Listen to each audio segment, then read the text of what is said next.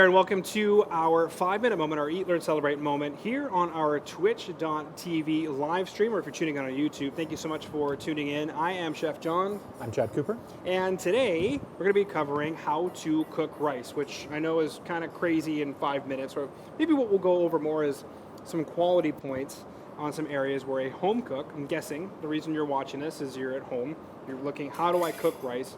What are some simple quality points we can talk about in 5 minutes? Now, 3 things I think are most important for a home cook, or even if you're a foodie and you want to celebrate the art of rice, is number 1, washing the rice. And I think a lot of people have heard of that.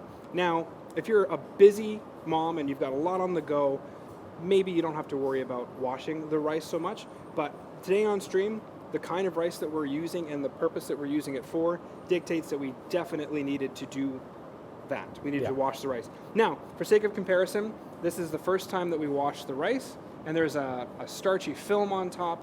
It's super cloudy.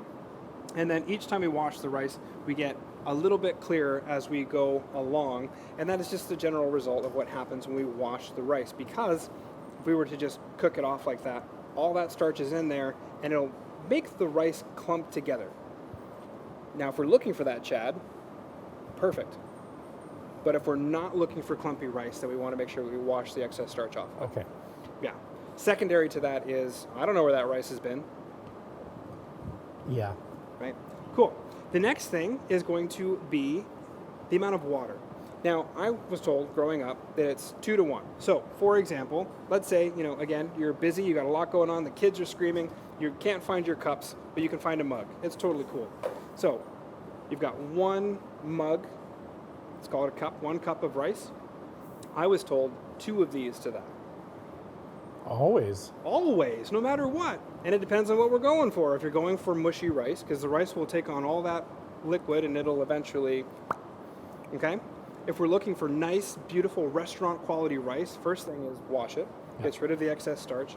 Next thing is for this amount of rice, like 1 mug or so, you might only need another mug of water, which would be known as a 1-to-1 ratio. Maybe a little bit more, like a 1 to 1.25-ish ratio.